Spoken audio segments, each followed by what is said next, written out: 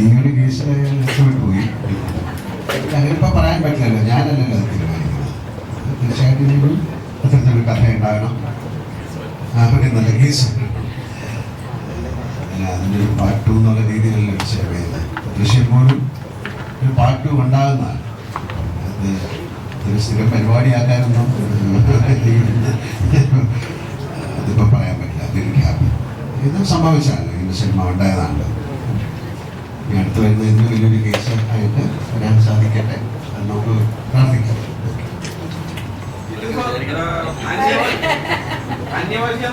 ഇപ്പോഴേ വെളി വന്നു തുടങ്ങിയോ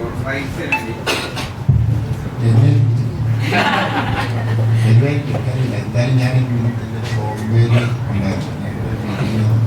ഭയങ്കരമായിട്ട് ഫ്രണ്ട്സ് ചെന്നപ്പോഴൊക്കെ എല്ലാവരും മേ ബി താല്പര്യമുള്ളവർ പ്രൊഡ്യൂസർ ഉണ്ടെങ്കിൽ അദ്ദേഹത്തെ ഞാനല്ലേ ഏൽപ്പിച്ചിട്ടുണ്ട്.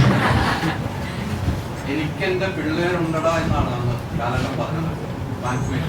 ആ പിള്ളേർക്കപ്പുറം പ്രേക്ഷകർക്കുണ്ടെന്ന് തെളിയിച്ചിരിക്കുന്ന സിനിമയൊന്ന് നമുക്ക് പറയാൻ കഴിയും. അത് 25 വർഷത്തെ ഒരു എന്താ പറയുന്ന ഒരു ഫാൻസ് അസോസിയേഷൻ്റെ എല്ലാവരും ഒരു ഗാദറിങ്. സിനിമയായിട്ട് കണക്റ്റഡ് അല്ല, ഒരുപാട് സിനിമയുടെ പുറകെ സഞ്ചരിച്ച ആൾക്കാരാണ്. 25 വർഷം എന്ന് പറയുന്നത് വലിയൊരു. പിന്നെ എനിക്ക് എൻ്റെ പിള്ളേരുണ്ടടാന്ന് പറയുന്നത് തെറ്റൊന്നുമില്ല.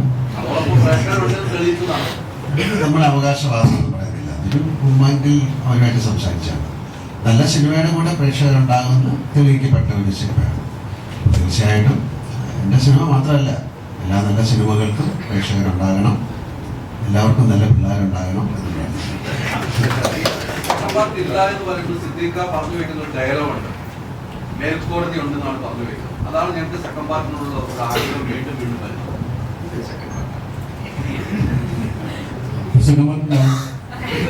എന്നു വിചാരിക്കും എന്നാലും മേൽക്കോടതിയിൽ ഞാൻ മേൽക്കോടതിയിൽ മൂവ് ചെയ്യുന്നുണ്ട്.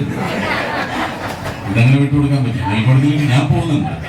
അവിടെ വിജയം കൊണ്ടുവരും ആര് വരുമെന്ന് നമുക്ക് നോക്കാം. എന്തായാലും എല്ലാവരും നേരത്തെ ജഗദീശനം പറഞ്ഞല്ലോ, ഒരു സൂപ്പർ സ്റ്റാർ വന്ന് നിസ്സായനായിട്ട് നിൽക്കുന്ന ഒരു ക്യാരക്ടർ അത് പ്രേക്ഷകൻ എങ്ങനെ ഉൾക്കൊള്ളുമെന്ന് യഥാർത്ഥത്തിൽ നോക്കാൻ നേരത്ത് എന്താണെന്നൊരു എന്തായിരിക്കുമെന്നൊരു ആശങ്ക ഉണ്ടാവും. പക്ഷെ നേരെ മറിച്ച് സ്ക്രീനിൽ കണ്ടപ്പോൾ സട്ടിലായിട്ട് പല ക്യാരക്ടറുകളും പിന്നെ അണ്ടർപ്ലേ ചെയ്യുന്ന ഒരു ലാലേട്ടനെയാണ് കണ്ടത്. ഈ റിപ്പീറ്റ് വാച്ചുകളായിട്ട് കാണാൻ നേരത്ത് പോലും ലാലേട്ടൻ അതിൻ്റെ അകത്ത് പറഞ്ഞു വെക്കുന്ന ഇല്ലെങ്കിൽ മാനസം കൊണ്ട് തീർക്കുന്ന പല സംഗതികളും പിന്നീട് കാണുമ്പോൾ പിന്നീട് മനസ്സിലാകുന്ന തരത്തിൽ തോന്നാറുണ്ട്.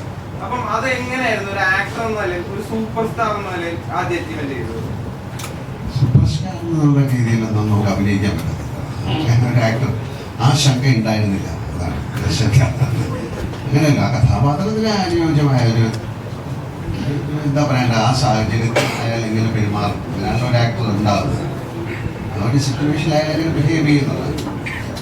അത് നമ്മൾ ചെയ്യുന്നത് ശരിയാണോ ഇല്ലയോ എന്ന് തീരുമാനിക്കാൻ ക്യാമറയുടെ പുറകിൽ ഒരാളുണ്ട്.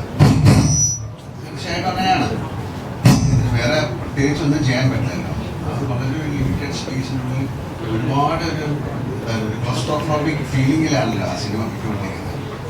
അത് ആ പ്രേക്ഷകരിലേക്ക് എത്തിക്കാതിരിക്കുക എന്നുള്ളത് വലിയൊരു ചലഞ്ചാണ്. അതിൽ അവകാശവാദം എങ്ങനെയാണ് പിടിക്കുന്നതെന്ന് ചോദിച്ചു കഴിഞ്ഞാൽ തീർച്ചയായിട്ടും ആ കഥാപാത്രവും അതിൻ്റെ കൂടെയുള്ള കഥാപാത്രങ്ങൾ ആ സീനും ഒക്കെയാണ് ക്യാരക്ടർ എലിവേറ്റ് ചെയ്യുന്നത്.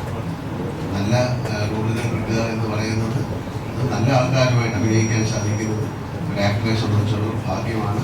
ഇതൊരിക്കൽ കൂടെ തെളിയിച്ച സിനിമയായിട്ട് ഞാൻ കരുതുന്നു. ഓക്കെ, ലാസ്റ്റ് വൺ ക്വസ്റ്റ്യൻ, അതോടെ നമ്മൾ വൈൻഡ് അപ്പ് ചെയ്യുകയാണ്. ലാസ്റ്റ് ഒരു ക്വസ്റ്റ്യൻ കൂടി ചോദിച്ച് നമ്മൾ വൈൻഡ് അപ്പ് ചെയ്യുകയാണ്.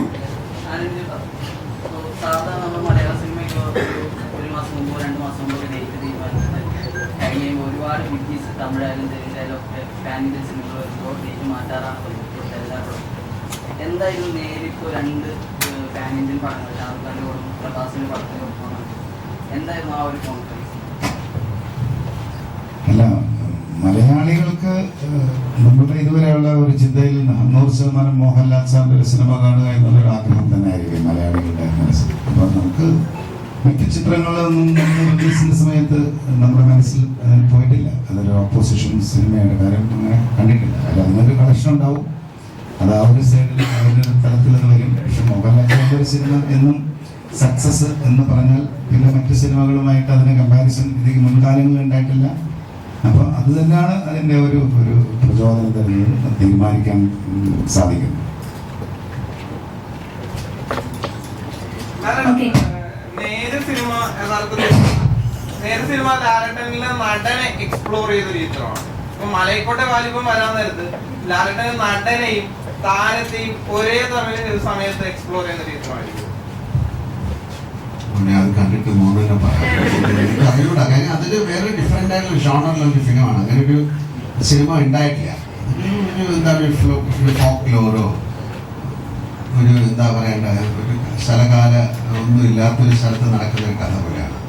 അതിന് 100% എല്ലാം മേക്ക് ബിലീഫാണ്. അതിൻ്റെ ഒരു ടോട്ടൽ എന്താണ് ഒരു ദൃശ്യഭംഗിയും അതിൻ്റെ കളർ പാറ്റേണും അവർ ഷൂട്ട് ചെയ്തിരിക്കുന്ന വിധവും അതിൻ്റെ അകത്തുള്ള ഒരു ഫിലോസഫി സ്പിരിച്വാലിറ്റി ഒക്കെ ഡിഫറെൻ്റാണ്. അപ്പം അത് ഞാൻ എങ്ങനെ ചെയ്തു, അത് കൊള്ളാമോ ഇല്ലയെന്ന് കണ്ടിട്ടൊന്ന് പറ. അല്ലാതെ എനിക്കിപ്പോൾ ഞാൻ പറയാൻ ഉഗ്രൻ എന്നാണ് എനിക്ക് പറയാൻ പറ്റില്ല. നമുക്ക് കിട്ടുന്നൊരു കാര്യം ചെയ്തു, അത് ഇനിയും സംഭവിക്കേണ്ടതാണ്.